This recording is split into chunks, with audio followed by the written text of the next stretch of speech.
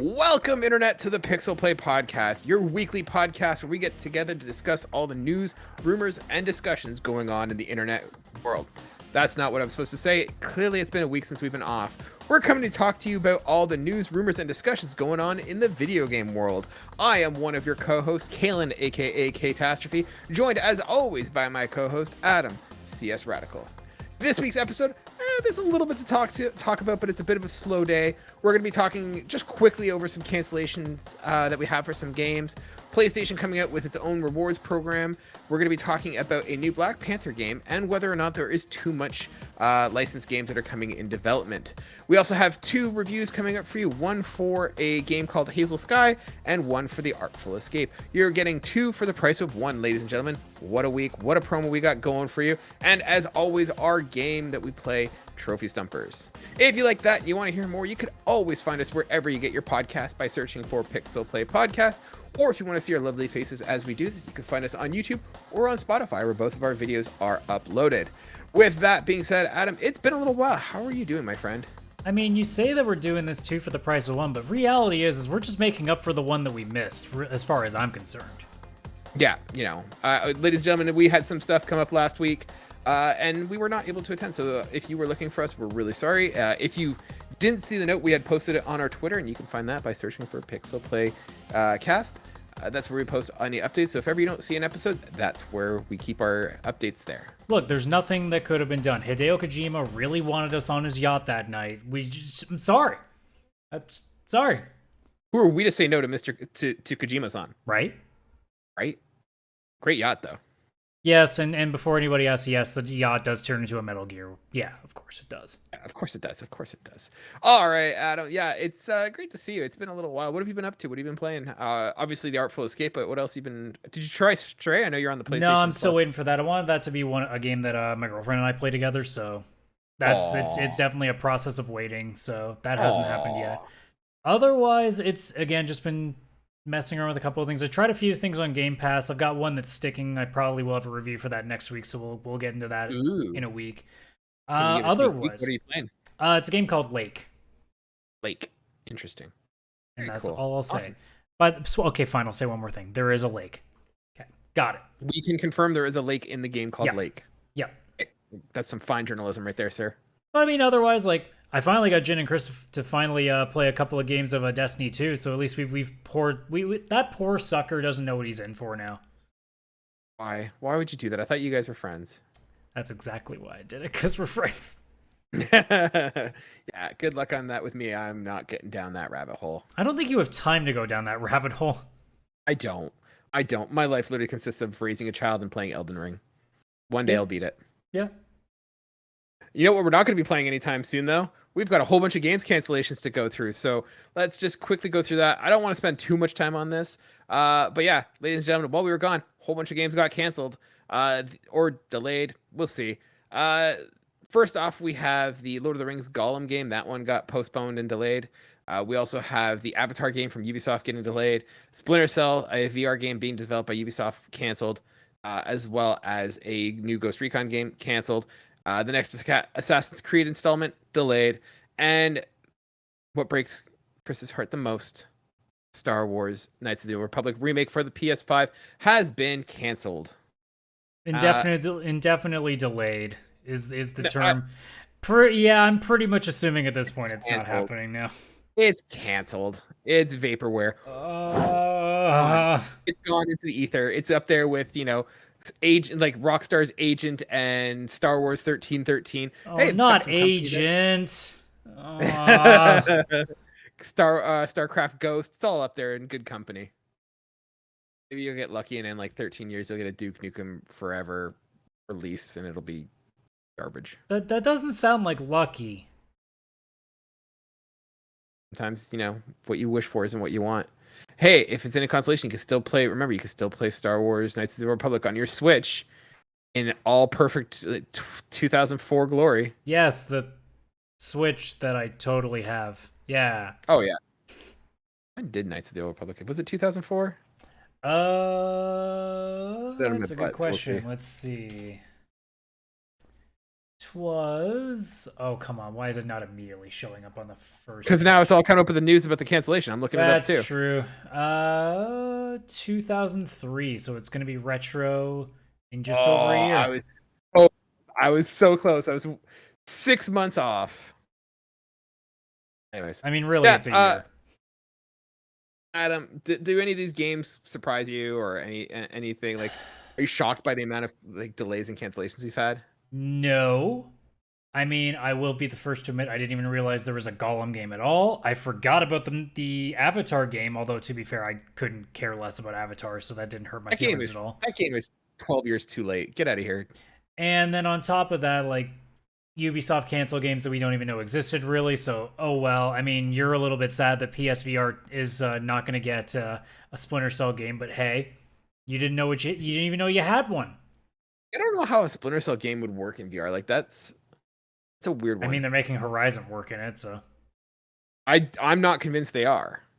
Sorry, I'm convinced that I know that they are making a game. I'm not convinced it's going to be good. I'm not convinced it's going to be well done. Oh, it shouldn't be that hard to make a half decent first person shooter in VR these days.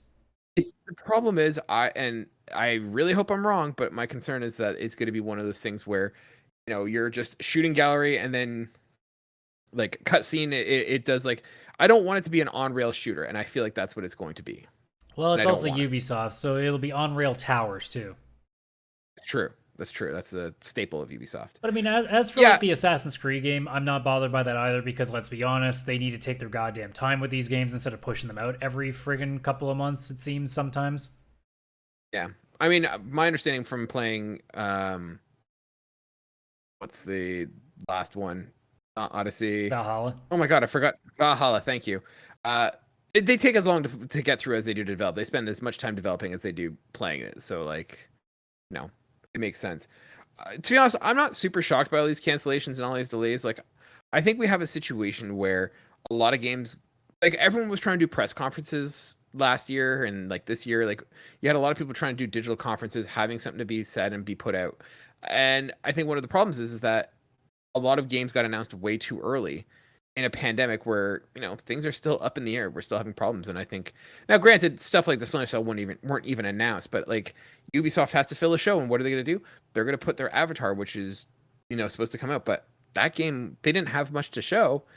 And I don't blame them. I'm not surprised. I think a lot of companies felt pressure in the last couple of years to put shows on and have games to announce and have the big game, because they're all competing with each other for those announcements. And stuff got announced that probably wasn't supposed to be announced or wasn't ready to be announced.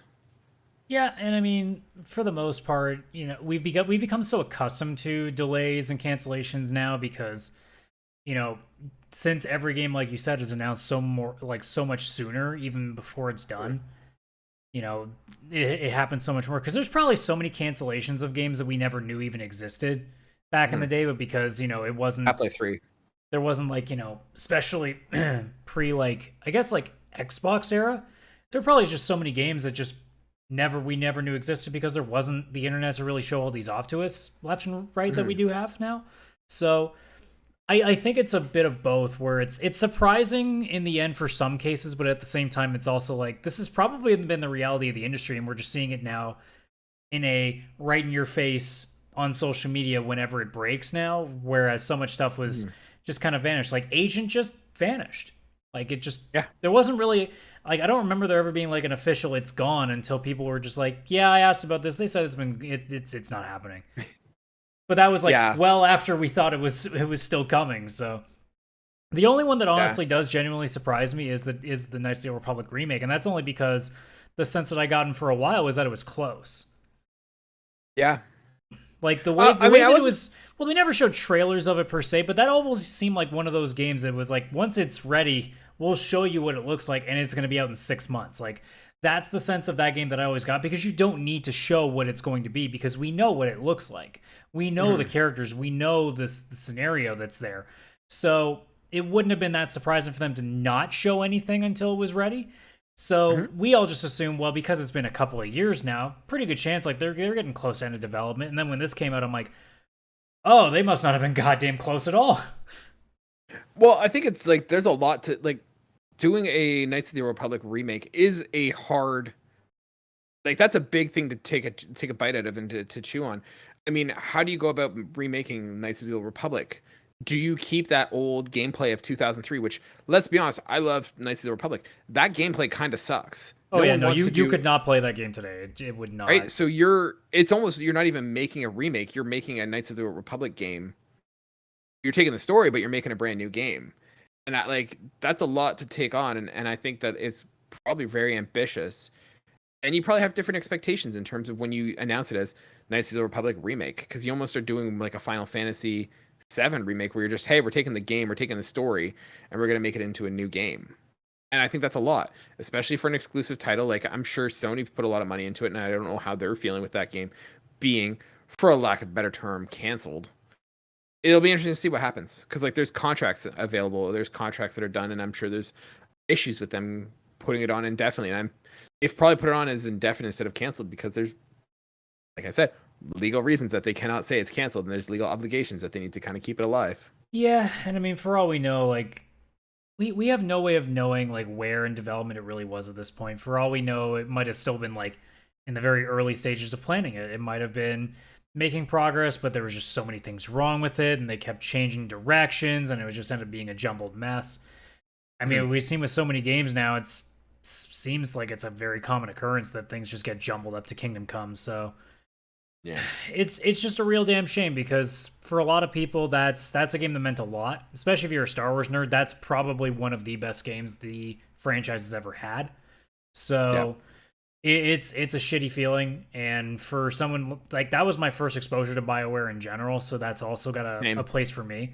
So it hurts a lot. The others don't really affect me because most of them are games that I either didn't know about or had no allegiance to.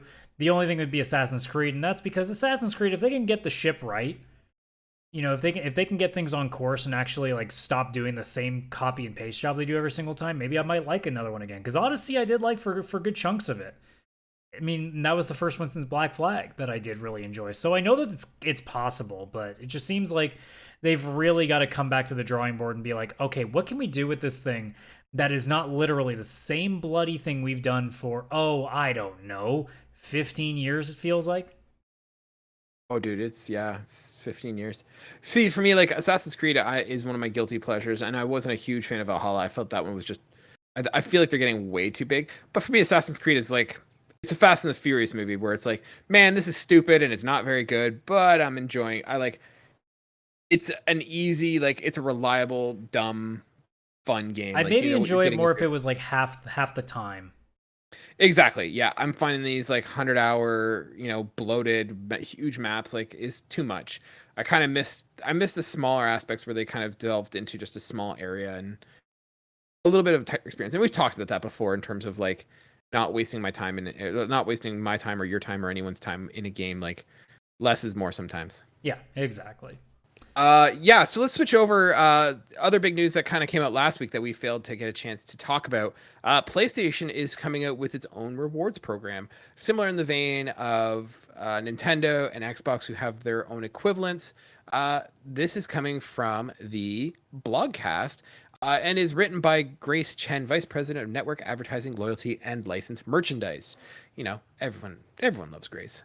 I'm just going to take an excerpt here, and they say, today I'm pleased to reveal PlayStation Stars, a brand new loyalty program that celebrates you, that's me, the player, for being on this ever-growing gaming journey with us. PlayStation Stars will be free to join when it launches later this year. Once you become a member, you'll earn rewards by completing a variety of campaigns and activities. Our monthly check-in campaign simply requires you to play any game to receive a reward, while other campaigns require you to win tournaments, earn specific trophies, or even be the first player to platinum a blockbuster title in your local time zone. All PlayStation Stars members will have opportunities to earn loyalty points. Points can be redeemed in a catalog that may include PlayStation Wallet funds and select PlayStation Store products. As an additional benefit, PlayStation Plus members enrolled in the PlayStation Stars automatically earn points for the purchases on the PlayStation Store. Also, as part of the PlayStation Stars, we are unveiling a new type of reward called digital collectibles. Collectibles are as diverse as our portfolio of products and franchises. They are digital representations of things that PlayStation fans enjoy, including figurines of beloved and iconic characters from games and other forms of entertainment, as well as cherished devices that tap into Sony's history of innovation. There will always be a new collectible to earn, an ultra rare collectible to strive for, or something surprising to collect just for fun. And just to clarify, this was asked and it came up in another article. This does not mean NFTs. They are not doing NFTs on this. It's just a digital collectible that you can have. So, Adam, first off the bat, what are your thoughts on this? What are you hoping to see? What are you hoping that this looks like? As long as the stuff as long as it's, a sort of currency that you can acquire without having to like be basically on there all day every day and doing a bunch of things, and within, let's say, I don't know, like a quarter of a year you can get something of decent value, I think it's successful. Like, whether that means, like, I don't know, you get enough currency that maybe if there's a game under $10 you could grab it, sure, why not? Like, I'm not gonna sit here and say I should be able to buy a full price game within a year. Like, most are, more often than not, most stores won't do that for you very often these days. So realistically, like, let's say in 3 months time, or even 6 months time, I could pull enough that, like, actually 3 months is a good way of looking at it. If I could like do like a DLC purchase within 3 months, that's a good sign. If I could, like, in 6 months potentially get a month of a subscription service, like maybe I up to premium for a month through that current, like, that would be worth it to me. Because again, as I've said before, when it came to, like, say, the new tiers, we were talking about stuff that we didn't used to have. So it's not like I'm going to be that critical when something new happens and it's maybe not like that like overwhelming. I wouldn't expect a free program that gets us like extra goodies is going to suddenly blow us away and be like, hey, if you play this game and you do it enough for like a week, you could get Horizon for free. I'm like, no, that's not going to happen. So my expectation would just be, as long as I can get something that makes me go, that's kind of neat that I can get that, it's already a success. And if it ends up being better than that, then holy shit. Yeah, I think they're going down a good road with this. I think, like, they do mention that you can get like PSN wallet funds and stuff, Yeah. and PlayStation Store products. So yeah, it's not in the realm of impossible that you're going to be able to get, probably $5-10. I don't think the 3 month thing is, unless you're grinding really hard. Yeah, like I'm saying, in the sense of, like, if you're really going hard, like, you could get something. But like, let's say in half a year, like, you could get enough money that you could be like, okay, I can do something with this. Yeah. I think that's kind of what it is, and the fact that PlayStation, you're gonna get points for doing like PlayStation Store purchases. Like, if you have a digital console, like, you're gonna start getting like rewards, and I think that's great. We have a lot of places that do that now, but I think even just doing like the digital collectibles, like, I think that's kind of cool. I always thought it was really neat that PlayStation would do like avatars and stuff. Like, you would get special avatars if you were to purchase, like, if you were to platinum a game. Like, I think I got the Spider-Man and the Horizon. I think I got the God of War ones from that too. Yeah, that was the thing you used to get, like, where you would just get like extra, like Xbox used to do that too, where you get like little like pieces of clothing for your avatar. Yeah, and I think it'd be cool if it would be like even just something as simple as that. Like, hey, here's a store of cool avatars that you can purchase, or maybe it's like digital soundtracks, or I mean, it's kind of, this would have been awesome in the PS4 era with the themes, but just that kind of stuff that you can kind of go in and, I'm playing these games anyways and getting them.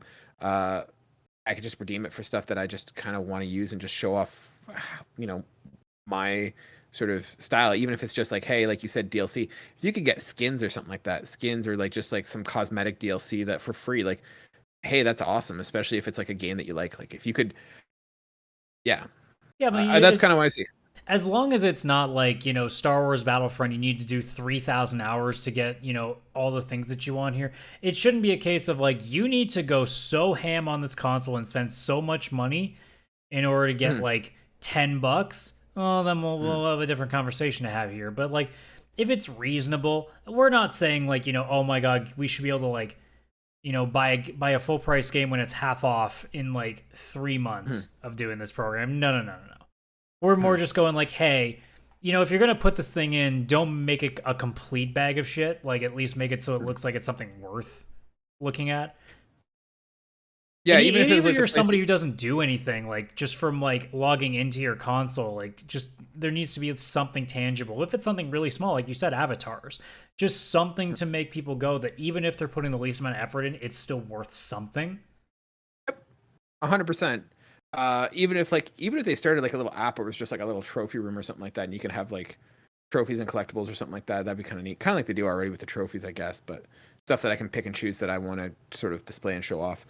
The like with the PlayStation Store, I think if they had it where it's like, hey, you get like 5% cash back or whatever on any purchase, like that would be huge. Like I'm buying that stuff anyways, and like as I've said, I'm a physical collector, so it doesn't really impact me, but the PlayStation Store isn't super competitive when it comes to pricing, and if there's a way that you're now getting cash back, it's now an incentive that maybe it is worth it looking at, games if you're getting that discount off, especially on day one purchases.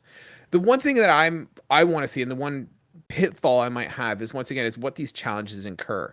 Like I look at things like be the first to platinum a blockbuster title in your local time zone. Like I don't know who that is. Like, you've got someone who just speed runs through a game on a weekend. Like you got Chris who's like trying to platinum Horizon in 24 hours. Like I think he did it. And I think he said he kind of regretted that decision. Like he won his bet, but was it worth it? Yeah, like we don't want the system to be like, oh, this is only going to be really useful for the people that have nothing else to do. It's like there needs to be a middle ground where like if you go ham on it, yeah, you can get some pretty cool stuff faster. But if you're like a casual like yourself or like I can be sometimes, because I mean I play more than you do, but I also have two other systems that I all over the place on, so I don't have my PlayStation nearly as much. What? We have a gaming podcast. We are not casuals. We're not casuals. In terms of time? I don't know. I'm like, are we considering ourselves the hardcore like we were when we were teenagers, where literally there was no responsibility, so all we did was play? I mean, I'd say that if my free time is still sucked into, I can flat out call myself a casual PlayStation player right now because I don't spend nearly as much time on my PlayStation as I used to. So in the sense of like how much time I can spend on it on a regular basis, I'd say I'm still like relatively casual compared to most. I'd still put myself in the hardcore category just because we should talk about that one time. Like, what's the definition of casual versus hardcore? Because like, I play mine daily. Granted, extenuating circumstances, but I'm putting an hour to 2 hours a day. I mean, I wouldn't call myself a casual gamer in terms of like I don't play that many games. It's more of the sense of like, as in the amount of time that I spend on my PlayStation, I'm casual right now. Yeah, you're still not a casual gamer. You're just a casual PlayStation fan. Yeah, so I misspoke then. You did. Look at that. You hear that, ladies and gentlemen? Beep, beep, beep. As I've said plenty of times on various podcasts, usually Cartridge and Quarters, because I talk way more there. English is a difficult language, especially for an hour straight. It's only your native language, right? Yeah, Yeah. The other thing I just wanted, like, I hope it doesn't devolve into is a competitive nature in the sense of like play multiplayer, like reach the top rank of this, because like I'm a casual single player. I use that word. I am a single player gamer right there. For me, I'm not playing the hardcore multiplayer competitive stuff. I'm playing the campaigns. I am a campaign gaming person, and so I hope that the challenges and stuff reflect and reward that, especially someone who just does it, when they can, as often as they can. They may not have time to dedicate to being the first to platinum it. Like, I just hope it's not that competitive nature amongst fellow gamers. That's kind of my only crux of this offer. I get the feeling there will be some sort of balance. Like, it won't just be pushing one thing. It'll probably push a bit on the multiplayer side because, again, that's what PlayStation Plus really is. It unlocks the online multiplayer for you. So there will be something. But it's a matter of what, when, where, how long, like what's the payout? Like that's going to be the question that we're going to not have an answer to for a while. But I think it's just cool to see it start. Oh yeah, I think this is definitely a step in the right direction. Yeah, it's just something to be like, hey, something nice going on in Sony that isn't just everybody talking about all the really weird decisions they've been making lately. Yeah, no, I think it's a good call, and it's a free program. It's like it's hard to complain when something's free. I mean, it's not impossible, but it's not impossible, but it's hard. Yeah. All right.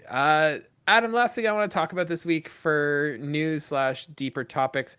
There was a tweet. I'm just trying to find it here. That, oh my goodness, I lost it. No, that's not it. EA is making a new Black Panther game. So this is coming to you from Video Game Chronicles. Tom Ivan. EA is reportedly making a single-player open-world Black Panther game.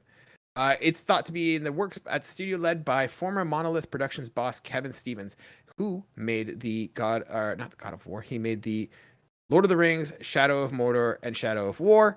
And they go on to write. According to Giant Bomb, the title is in early stages of development and is very likely being produced at a recently established EA studio headed by former Monolith Productions boss Kevin Stevens. They write, it is a single-player game. It is in early development, and the game starts with the Black Panther being dead. Reporter Jeff Grubb said during a podcast on Monday. The player is going to take on the challenges of becoming the new Black Panther that seems to be the setup for the game. Grubb said many of the details he has in the game are taken from the pitch of the title. The game is reportedly known as Project Rainier, which Grubb believes refers to Mount Rainier in Seattle, where EA's new studio is based. They're looking at making it a big open-world Black Panther game, he said. Yeah, so Adam, first of all, are you excited about a Black Panther game? Does this kind of interest you at all? And yeah, the second question we'll get into is, are we getting to the point where there is too many licensed games? So first off, Black Panther, where do you fall? Well, to start with Black Panther, I mean, I'm excited about anything different that I haven't seen in game form before, and this does fall into that category. And I think if you're talking about a setting like Wakanda, you have some very interesting maps that you can build with that. Now, do I think it's going to be like some amazing breakthrough of a game? No, it's probably not going to be that far off of what we think Wolverine might look like in terms of its combat, or just like any third-person beat-em-up is what I would imagine it's going to look like. So you really just take a look at Avengers, and then you just hope it's not as bad, I guess. So as a concept, I'm curious, but I also will admit that Black Panther is not one of my strongest characters that I'm into in the MCU, so I don't have nearly the amount of like absolute just excitement for it in comparison to, say, if they were like, you know, when the Guardians of the Galaxy game got announced, I was like, oh, that sounds awesome. Like, that stuff to me got my attention. Black Panther doesn't necessarily tip the needle. If a Captain America game got announced instead of Black Panther, I would have been like, ooh. But that's also just my personal bias. So if you're asking me what I think about the game itself, I'm curious because it's different than what we normally get to see, but it's also EA, so I'm also tempering said expectations at the same time. I don't know. Like, I mean, give EA their due. They did come out with Jedi Fallen Order, and that game was amazing. Well, also keep in mind that I didn't like it, so. Well, of course you didn't. It's a good game. Well, yeah, I know. I have bad taste. We've established this. We have established that. Yeah, I'm with you. Like, I look at Black Panther, and Black Panther is not a hero that, like, now, caveat too, I am also burnt out with Marvel. Like, with the exception of Spider-Man, Spider-Man is the only one that gets a pass. I'm burnt out on Marvel, and Black Panther is just not one of the ones that, I mean, none of them do at this point, but Black Panther to me just doesn't seem like a character, and I said the same thing about Wolverine, isn't a huge, interesting character from a gameplay perspective. Like, I think the thing is that something like Spider-Man works out well because Spider-Man is interesting in that you have the web slinging option, you have traversal, you have, you know, hand-to-hand combat. Like, there's a variety there, and I just don't, from what I remember of the Black Panther movies, and I've never read the comic books, to be fair, it seems like it's a hack and slash game, and this is the same concern that I have with Wolverine, is that how long can that stay fresh in that scenario? And so, is it the most interesting game? And like, I look at Wakanda and like, what does the map look like? What are you doing in that game? Who are you fighting? Like, are we looking at sort of a Batman, Arkham Knight, Arkham City, Arkham Asylum style game where it's just going to be a Batman-esque beat 'em up? And then what are you fighting? Like, what's the story? Like, it's just a weird one, and I don't know how it translates well into a video game. I'm not a game developer. I'm not a designer. We'll see. But like, and we're early stages in this announcement, so we'll see. But this does not move the needle on my excitement. Yeah, I mean, what's going to be its biggest seller really is the fact that it's going to be so culturally different, and it is something that needs to be done in the same way of the movie needed to be done, because we need to have stuff like this to show that it can't just always be, you know, white protagonist fights white villain with white characters next to them. So it's nice to see from that perspective as well.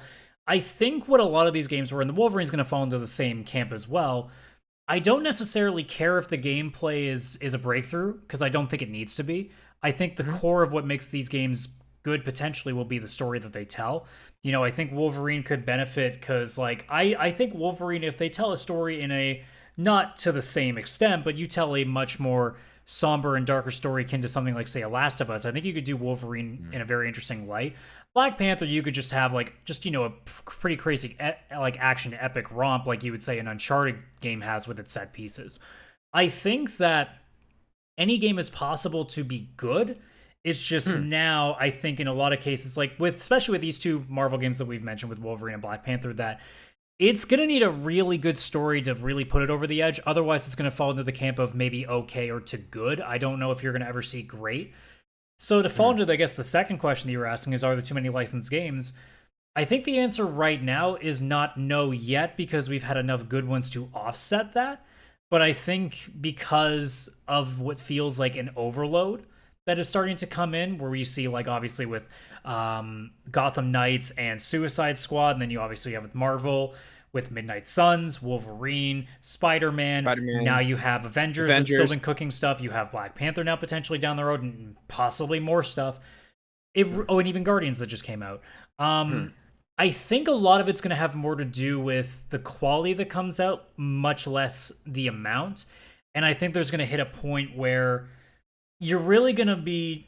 I don't know if overloaded by licenses and games is the thing. I think it's more just going to be like you're going to start picking and choosing the studio as your gauge of whether or not to care about that licensed game.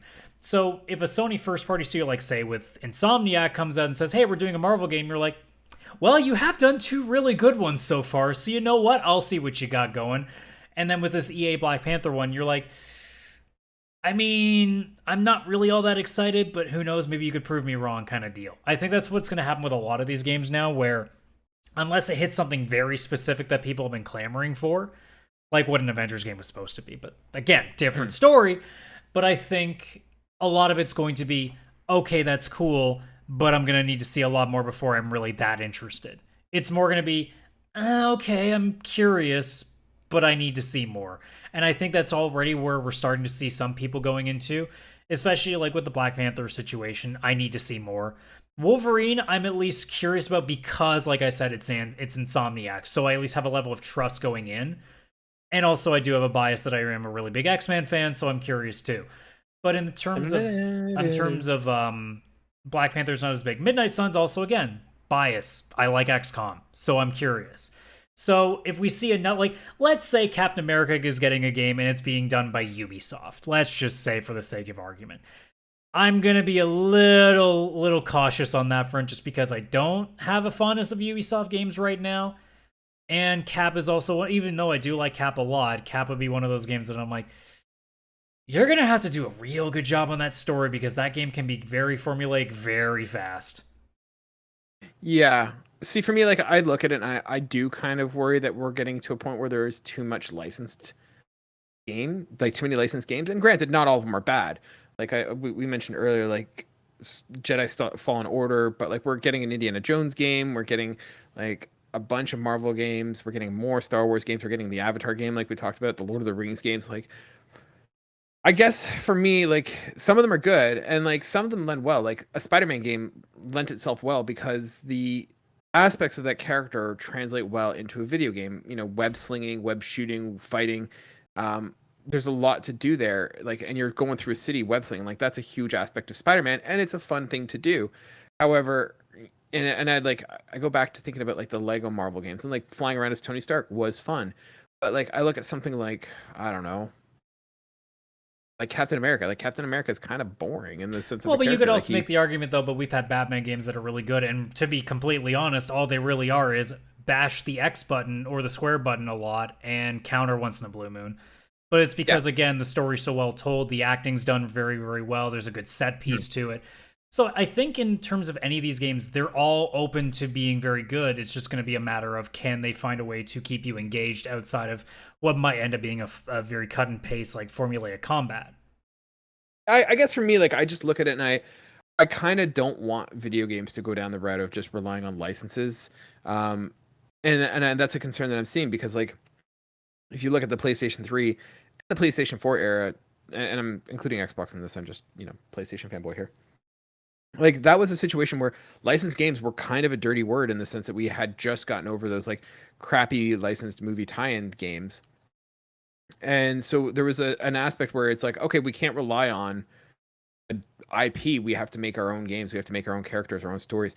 And it lends well to the creative process in that you're like, okay, I'm making a game. I need a character that has skills, abilities, personality that lend itself to video games rather than saying, hey, I've got this character that I need to now fit into a video game and use their personality and use their skills and their abilities and all that stuff. And I worry, one, that, it kind of bankrupts the creativity of gaming a little bit in the sense that, you're now one hand tied behind your back in terms of what you can and can't do within Spider-Man, like, or within any sort of licensed game. Like, I'm thinking of Batman, like, Batman doesn't kill. So, like, that ties the story and the narrative a bit. And granted, it's Batman, like, there's a ton of ways you can do it, but, like, it's that kind of hand tied aspect of going with a licensed property. The other problem, too, is that I worry that you're going to see companies use it as a way to just kind of get like, hey, we can make a quick buck by just putting on a licensed thing, like we saw with Battlefront 2, and that blows up and that hurts the licensing. But that also hurts gaming in the sense that people pay a lot of money for these licenses to use them.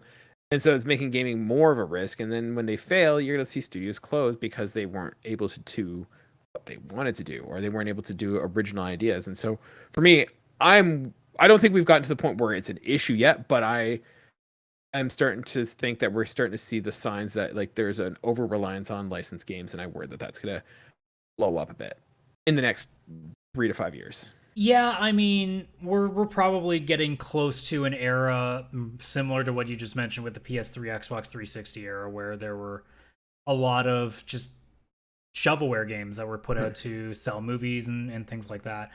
I think it's going to be harder to tie into movies because it seems like the developmental process is not what it used to be. You can't just push stuff out anymore.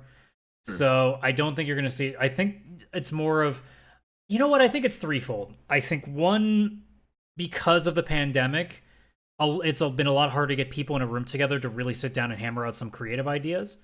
So I think a lot of companies are just going that route because it just saves them the time of going too deep in that. The second part is, I think at the same time, you're now having a lot of people that, the industry is a freaking nerd, like just massive family. So you have a bunch of these people that all they've thought about growing up is, oh my God, I love this license. I'd love to make a game for it. And now so many studios, because of the success of, various games in, say, Star Wars, in Lord of the Rings, in Marvel, in DC, in very different licensing, like we found that it works and can work. So I think a lot of people are more inclined to take a shot at it. And I think that you're seeing that as well, which is why we saw things like obviously Spider-Man recently. I mean, we've seen like people going back to say the Old Republic until, that obviously got nixed, but hey, that it is what it is. Yeah. But I think then like we've mentioned before, the third fold is just companies are lazy and they want to make that quick buck. So I think it's a mixture of everything. I think that you're going to see we need something safe right now just because we don't have everybody back in the office. It's not all hands on deck. Let's just do something where we throw a little bit of money at somebody, we take this license, and we go and make something. We'll probably put some good work into it, and maybe make a 7, 8 out of 10 kind of level game. But that way we don't have to go too big into getting all these assets done, because that way we don't have to hire all these extra designers to create things from scratch. We know exactly what we're working with. And then you also just have the companies that are like, wow, do you see how much money that Spider-Man game make? Why don't we just go make a game about Black Panther and see what happens? Yeah, and that's kind of what I see, is that Spider-Man was a unique game in that it was like, hey, we have this idea. And if I remember correctly, I think Insomniac proposed the game to them and sort of said, hey, this is what we want to do, this is what we want to make, and they got it. And I just worry that a lot of companies are just like, didn't take the messages, make a great game and it'll sell. I worry that they take it as like, hey, if we slap on Marvel onto this, or we slap Star Wars onto this, it's going to sell. And it will, but it's not inducive of having a good industry and good games being made. Gems will certainly be made, and there will be good games that are licensed games. However, how many games are going to be mediocre, fall flat, whatever? And that's what I don't want to have. Like I'd rather creative people do creative things rather than just like take something that's already made and just make it into another. Like, just Yeah, taking a character and putting it into a story that they make. I suppose the downside is just always that for everyone that's trying to make something legitimately good and crafting it to the best that they can, this industry is such a copy paste industry that it's just going to see what's popular right now and do it. Because like in the PS2 era, you saw so many JRPGs because Final Fantasy was big. And then in the next era, you saw Call of Duty being successful, so everybody had to make a first person shooter. Just like, every game, because, once a couple of online multiplayer games work out really well, every game needed online multiplayer. So it just seems like it's inevitability.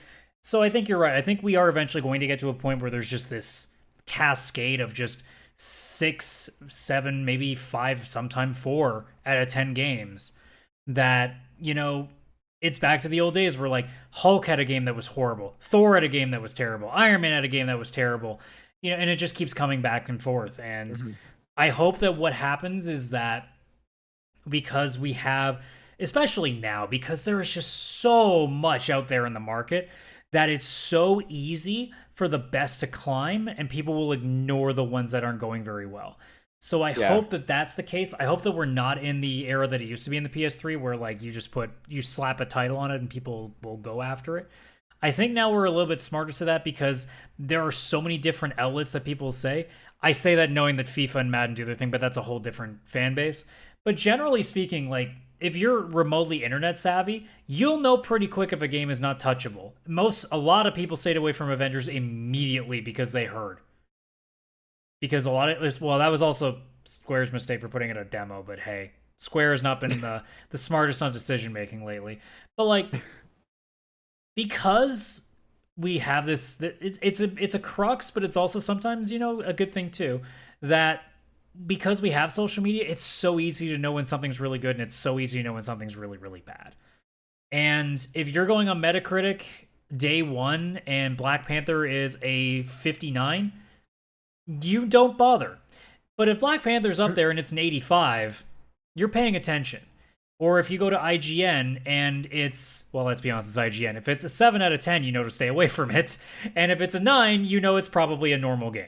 So, but that's a bad example. But you get what the point is. A lot of people now are so score-oriented that I don't think you're going to see a bad Black Panther game, for example, sell 10 million copies, or at least to what the level of, say, a Spider-Man does, because the word will get around quick enough that a good chunk of people, but not all of them, will stay away from it. But that being said, bad games will happen. We will see that absolute dumpster fire. And then after Avengers, we'll see another one. And, we'll go from there. Oh, 100%. We're not going to change or affect this at all, and I hope for the best, but I don't want to see it either. It's just an inevitability. 100%. Once something gets popular, it's always going to happen. And it's you know what? It's Spider-Man. I want Spider-Man to apologize because he's a menace and he's creating a bunch of bad video games. Love it. I love it. Best character in Spider-Man, J. Jonah Jameson. Actually, that's a pretty good review. It's a pretty good impression, to be honest. I tried. It's actually pretty good. I'll give you that one. Adam, we actually are. Let's shift over talking about reviews and good games. Let's talk about 2 games that we recently played. I've got an untimely review for Hazel Sky, and you have one for the Artful Escape. Would you like to go first, or would you like to go second? I've been talking a lot for the last couple of minutes. I'll let you get some while I let my throat cool down a little bit. Fair enough, sir. So, ladies and gentlemen, we are not big or influential enough to get games, so we review them on our own dime and on our own time, except this one instance. Adam, we are now professional reviewers. I now got myself a review code for a game. I found this game on Reddit. The developer was out there kind of sharing it with people online. I said, hey, he described it as a sort of mixture or inspiration of Uncharted meets Inside, and that instantly kind of piqued my interest. And I said, hey, can I check out the game? I'd love to review it. He said, sure. Sent me a code. And yeah, I played it over the weekend. It is called Hazel Sky. This is from Coffee Addict Studio. This is, I think, their second game that they've made. So very new, very up and coming developers. And so, yeah, Hazel Sky. Hazel Sky is an interesting game. It has an Uncharted style feel. You are um, put on an island or a collection of islands in order to prove yourself as an engineer for this futuristic kind of fictional city of Gideon. I guess there's a civil war strife that is going on, and you are proving yourself as an engineer to go back and help the people of your city as they deal with this turmoil. There seems to be a bit of a conflict between some of the more analytical engineer side minded people versus those who are expressive and artistic. And your job is to go through and do these trials to prove yourself as an engineer, figure out a little bit about the city of Gideon and the turmoil that's going on there, and what's happened to your predecessors. Predecessors, the ones that come before you. Yeah, I think that's right. So all in all, this game is interesting. It has some great things going for it. It's got some drawbacks to it as well. First off, I really liked the animation for the most part. I thought the world design and the artistic style was really neat. It sort of had a little bit of a cartoonish but realistic kind of look, a very unique art style. Kind of reminded me a little bit of Borderlands in a way, not fully cel shaded, but it kind of a neat look that way, kind of that how you would imagine something looks. It's not going for ultra realism, but it's how you would imagine something would look. It definitely has really that like good. indie 3D style to it. Right. And I give it credit for the fact that, you know, it's an indie game that isn't going for that 2D flat pixel art. So they good on them. I find that really refreshing. So art style was good. The only gripe I had is I felt that some of the character animations in and of themselves were a little awkward, a little janky, had sort of a PS2, PS3 vibe. That was just the characters, though, the character models. But from a world side, it looked amazing. I thought the puzzles were really cool and really fun. I enjoyed doing the puzzles. It did not take long to get through the game. Nothing was super difficult. There was a couple times I just had to backtrack, figure out how to do things. But for the most part, nothing was obtuse. Nothing was unforgiving. But a couple times, once or twice, I had a challenge of what I had to do. So really cool from that perspective. Gameplay wise, it's a pretty chill game. There's no fighting, there's no shooting, there's no killing. It is basically you going and exploring these islands to find what you're looking for to repair your ships as sort of tests that are left for you to do. Traversing is kind of neat. You're doing a lot of the swinging, like Uncharted, a lot of the climbing.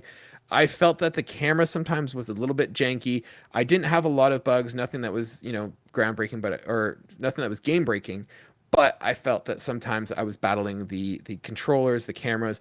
There's some weird control decisions that were made. So like to hold on to anything, you had to press R2. And I felt that was kind of like I wish it was more of a toggle switch, so it wasn't like I had to hold R2 every time I was using stuff. So the controls were a little wonky, but once again, nothing game breaking, and nothing that was a complete detraction from it. Going into the sound was great. I love the soundtrack. They have like a little guitar mini game, kind of like The Last of Us, which was really neat. You could go in and play, and they have a bunch of like songs that you could go out and play as well with like the chord strumming patterns and stuff. So really neat there, and just the background music was really chill when you're playing it. Like it was a really nice game to relax to and kind of play. Nothing stressful, nothing time, nothing sort of gotcha or demanding from that perspective.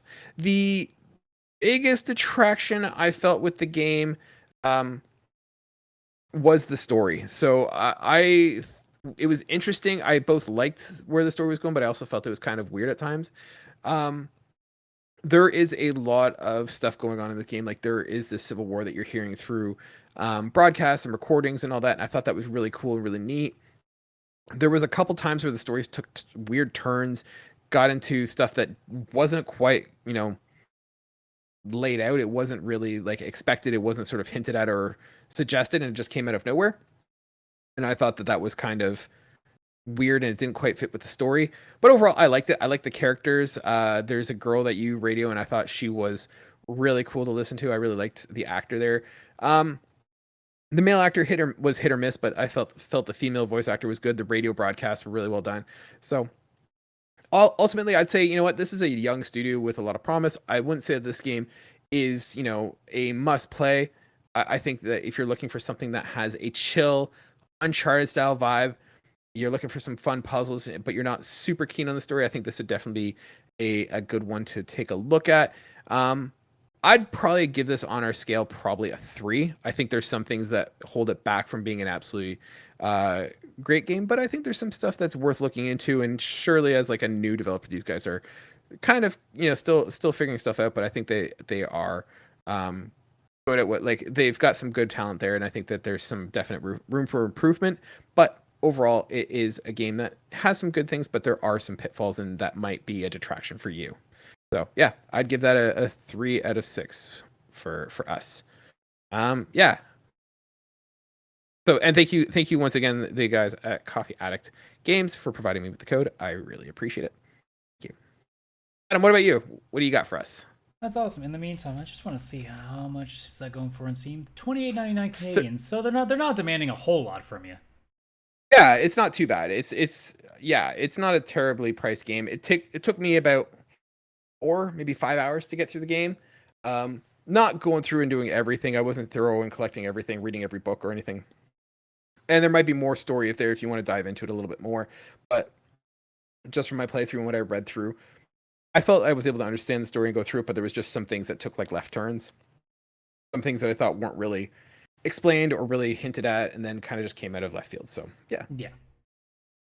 But yeah, moving on to my side. So yeah, like you said at the beginning of the show, I played the Artful Escape. So I was downloading a bunch of games for PlayStation Plus Extra.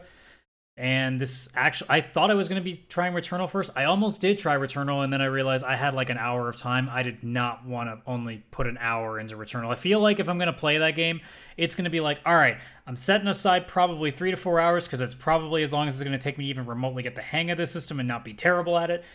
But it is what it is. So I ended up playing the Artful Escape because I knew that I could finish it in about 4 or 5 hours in a day. So, I did that. And I knew that it had like Game of the Year nominees. Like, it gotten very high praise, especially, best indie game of that year. So I was like, okay, we'll see what this is all about. Kind of similar to, I still need to try Outer Wilds for that same reason. I've still got to get around to that too.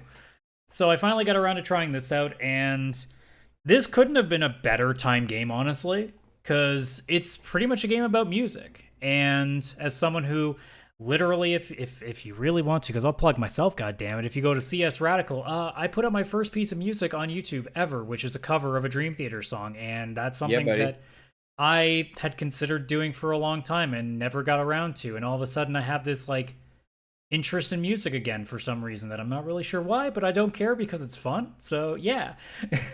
So, as soon as I played this game, because it's literally a game about this young guy who is the nephew of a really famous folk musician who's passed away, and everybody is expecting him to basically follow in those footsteps.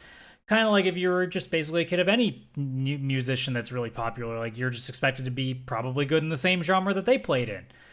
And he struggles through that entire process, and he, I guess, overcomes it by going on an adventure that is akin to what is probably going through most of David Bowie's brain when he was probably making up the Ziggy Stardust character, I guess would be the best way of explaining it. So, Artful Escape is mostly a game that takes place in, well, space. Because that's where most people get all of their life lessons done. In the outer reaches of interdimensional space travel, that's usually where you learn all your stuff, right? So basically, Alien recruits him. He's going to be the opening musician for this really famous other human musician that's traveling through dimensions. Don't worry, the story isn't that complicated. You just have to follow along here. But most of the gameplay is just you walking around on the map. You pretty much hold down a button and let the guitar speak for itself, and the entire map will just kind of light up along with you. There is a little bit of platforming. There's not really combat of anything. The most that you'll see in terms of combat is when you fall into a sort of either boss battle or mini boss battle where they have like the same setup of where the buttons are located. So you'll have a big circle, 2 small ones underneath it, and then 2 like more like oval-ish kind of buttons that kind of represent the R1 and the L1 buttons, whereas the 3 buttons represent, I guess on a PlayStation controller you would think triangle, square, and circle. Otherwise you'd be Y, X, and B. And you just play to respond what they do. So if they do that same combination, you do that combination. And there are sections where it lets you actually just go on your own and wing it and improvise as you want, and that ends up being kind of cool because they give you the same set of notes, but you're able to kind of mix your own song as you go. So as a music game, it's actually kind of fun just from that alone, just of having these sections where it feels like you're in this epic rock opera level set piece, and you end up kind of creating the music for it. The one detractor I guess I could have is that a lot of the time you're playing, if you hold down, I believe it was the R1 as you're running around, it plays a similar solo throughout the entire level. So even though I loved it because I'm a sucker for a good solo, it can drag if you really take your time in the level. But for the most part, the music itself is just so... I felt moments of like, you know, when you get like a tingle in you when you hear a piece of music that just kind of hits you right. That game did that pretty much throughout the entirety of it. So I didn't ever get bored of it. So I didn't have a problem with it. So in terms of what it was meant to do in terms of its music, which is a massive part of it, it kills it. Absolutely kills it.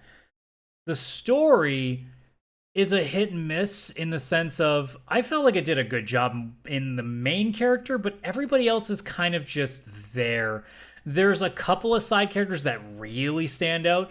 Like there's one level where you come across this like fashionista lady. You know, if you remember like Edna from The Incredibles, like the way that she speaks with the lots of like Z's and V's with all of her words, like she has that. But she has this pet that you're specifically told not to speak to. And the couple of times she talks to it and asks for its opinion, it screams like it's like an emo metal like person. It's just like, so what do you think about it? I am filled with endless things of sorrow! Like just out of nowhere. And that stuff gets me. Like I like that level of stuff. So there's the odd side character that you're just like, oh my god, why aren't you in this entire game? Most of the other like main side characters are okay. Like, if you're watching the video version right now, you can see one of them on the screen right now that's just rocking out. His name is Lightman. He's okay. He's fine. There's another accompanying character called Violetta who is kind of like that too cool for school girl, but doesn't really add too much, I think. Like, more the crux of it is the main character story, and they do perfectly fine with him as he kind of goes through his journey of trying to figure out who he is. And I think they do a great job of that specifically. So it has its memorable moments. I think it's the set piecing, the music, and the atmosphere that it brings is the big selling point of it. And because it's a short game, it doesn't outstay its welcome either. So I think that's what makes it best for me. It's just, if you were looking for like everything to click, it doesn't, but I don't think it needed to because it just keeps that feeling going long enough that you don't hate it by the time it's over. By the time that the game was done, I'm glad that it did, because if it went a couple more levels, I probably would have started getting like, okay, now you're just pushing the same thing on me. But it's really like 4 levels that just carry on for a while with bits of story cutscenes in between. So I think it did a pretty fair job of pacing. Nice. In terms of gameplay, like how long did you spend playing it? Like how long does it take to get through the game? I would say probably around the 4 to 5 hour mark. I would say, given that like I definitely did spend some time. Like the first time that I had an improvised solo section, I didn't leave because I didn't realize I could. So I just kind of messed with it for a little while, and I was kind of enjoying myself. And then I was like, it's been like 5 minutes almost. I feel like this should have done something by now. And then I moved forward. I'm like, oh, oops, and then kept going. So, like I said, like it actually like holds very well to keeping my musician brain on. So there were points where I probably could have gone through it faster. But for the most part, like I feel like I did basically everything you could. I walked everywhere that I could on certain points. So I think I spent about as much time as you can with it without replaying it. And yeah, I would say it's somewhere around the 4 to 5 hour mark. Nice. Other question I had is just because it's a musically related game, what genre of music are you hearing a lot? Is there a lot of variety, or is it a particular genre? It would be rock opera level stuff. Oh, like cool. A little bit of like rock with like you could almost go to like, you could say like late 70s early 80s like rock, like your Deep Purple, Pink Floyd, like David Bowie, Ziggy Stardust level like kind of music. Like a lot of heavy emphasis on guitar solos. Like I almost feel like, man, Eddie Van Halen would have been great to have an addition on this, just to do like one solo with it. Because if you had like an Eddie Van Halen level character that would just shred some tapping solos, it would be so perfect for it. But yeah, I would say like your late 70s, early 80s, like alternative like fantasy space rock kind of like music is the big crux of it, with a little bit of folk in there for the fact that he's a descendant of or a nephew of a really famous folk musicians. So it throws that in there once in a while just to kind of offset it, I guess. Perfect. Once again, on the 6-point scale that we use, what would you say this game? Where would it fall? Even though I said there were distractions about it in terms of the characters, it's a 6. Like Wow. I didn't hate a second of it. There was not a point that I felt out of it. There was not a point that I was like, oh, I don't like this, or man, they could have done this better. I was just so locked in. Like I didn't stop. Like I think I might have stopped just for food, and that was the only time I stopped playing the game.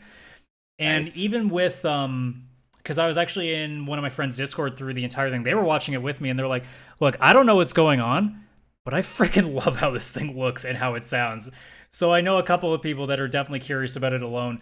And the fact that, now that I am also have an alias, because it gives you an alias to create. I forgot to mention that part. So you make a persona of yourself, and it's just the blank blank. And it gives you the second, or the one of them, it just rotates through a bunch of descriptors. So you could be like the glorious, or the vindictive, or the villainous. And then the other one, you type in whatever you want. So I was known as the flamboyant radical. Love it. And it lets you create a costume later on in the game as well. And Lord knows that David Bowie would blush at what I created on that character. I love it. So it definitely does enough things to make it your own. And then on the same time, like just the absolute atmosphere of that game could not have been perfect for me. More perfect for me, I should say. It was the perfect game for the perfect time. Like just after releasing music for the first time and getting that just pure, like just massive just jump start of like extra like creativity in my brain is now like, oh man, now I want to write stuff. That's awesome. I'm glad you liked it. Cool. And I mean, if you got PlayStation Plus Extra, it's free, so you better take a shot at it. There you go. There you go. For a 6 out of 6 game here at PixelPlay, that's money well spent. And I mean, I'm sure it's been around long enough that you can find a good sale price for it too. For sure. Adam, let's wrap up the show. We're going a little bit long in the tooth here. We're going to wrap it up with our game that we always play called Trophy Stumpers. I got 10 trophies. You got 2 guesses to guess the game. Let's see how quickly you can get it. Let's Ladies go. and gentlemen, if you ever want to submit a game for us, you could do so by searching or emailing us at pixelplaypodcast@gmail.com or message us in the Discord and we can get your trophies listed here. Adam, ready to go? Let's do this. All right. Trophy number 1, Fill Her Up. Okay. Trophy number 2, Knocking Boots. Okay. All right, my apologies. Knocking Boosts. Boost with an Boost. Oh, okay. Boost. Knocking Boosts. I was gonna say this is a sex thing. Oh dear. Third one, Mechanic. All right. Number 4, Trigger Happy. Can I take a guess right now? Yeah, what do you got? I mean, I get 2. Can I try Days Gone as my first guess? It is not Days Gone. Okay.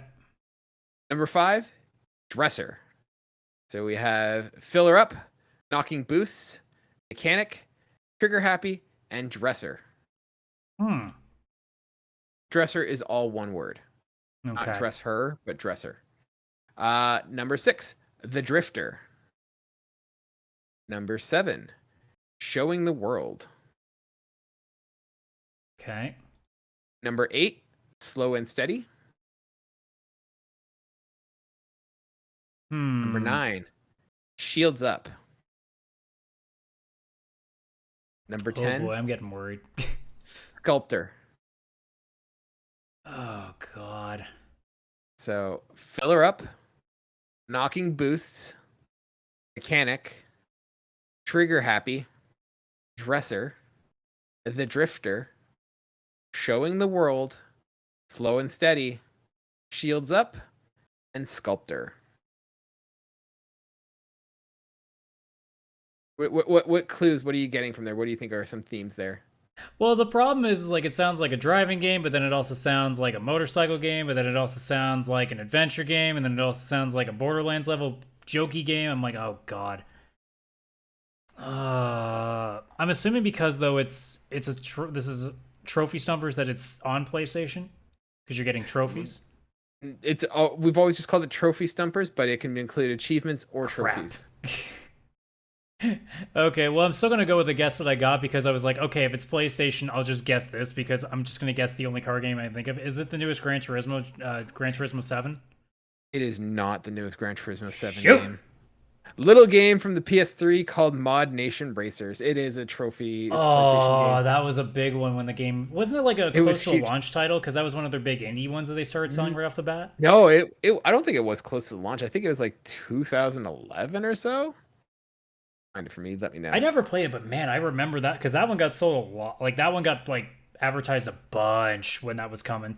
What was the other one that was a bit Motorstorm? I think was the other big racing game that they were selling for Yeah. a while, wasn't it? Yeah. Well, no, Motorstorm had an issue in that they had like a Motorstorm and it was like based on hurricanes or storms or something. It was right around the time that Japan had the tsunami and it got put on ice for a while. Well, because there were Yeah. two Motorstorms. Because there was one where it was just I like think your it was called basic one. Then there Motorstorm was Apocalypse. yeah. Then there was another one that was like more of like an ice one. It's Motorstorm Apocalypse was the one that was supposed to come out that got But yeah, canceled. now that I'm looking at gameplay for what was the game? Mod Nation Racers? Yeah, there we go. Yeah. Yeah, this definitely looks like a very Sony indie game from the PS3 era, 100%. This looks like you could just replace it with like the Burger King mascot and have him in a racing game, and I would have probably thought it was the exact same thing. 2010 is when it came out. No, this wasn't like an indie. This is like a big game that they made. Like Really? it Because was, it was this looks definitely like a game that you would see on Steam now for $10. Now that I think about it.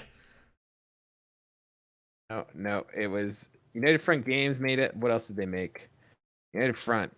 They did Sleeping Dogs, Smash Plus, Mod Nation Racers, Triad Wars. Like they made some big games. Yeah, they made some decent stuff for him. I mean, Yeah. like I'm sure at the time that this game came out, this probably was a little bit better than it looks now. But hey, that's the beauty of Yeah. things being in retro. Some like you said with Knights of the Old Republic. Look, it was great back when it came out, but you look at it now and you're like, that looks super old. That's Yeah, I I was guess watching that's my the feeling I'm brother-in-law getting play it. from looking at this gameplay. Is like, oh, this looks like something that I wouldn't be buying today because this would be $5 on Steam. Yeah, no, this was a huge game when it first came out for a while.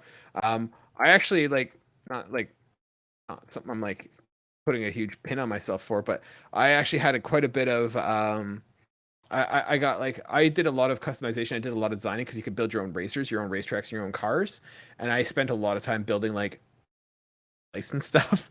So I was building like Ironmans. I had like Stormtroopers, Ghostbusters. Like I made a lot of those costumes, and like a couple of them got downloaded pretty well. Like I think one of those trophies I got is like one of my most rare trophies off of like from getting like X amount of downloads or something like that. Nice. So that was something I had a lot of fun doing. But yeah, Mod Nation Racer. It was a great game at the time. I don't know if it holds up anymore. Ugh, we're starting a Yeah, bad streak now.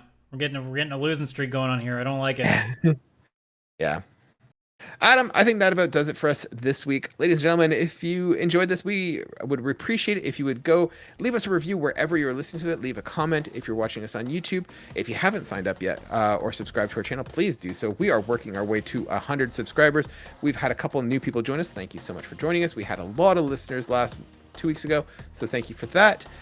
Yeah, if you want to be part of the show, you could always email questions, concerns, suggestions for Trophy Stumpers, either through Twitter or Instagram at PixelPlaycast, or emailing us at pixelplaypodcast@gmail.com. We also have a Discord if you want to join us and our other followers.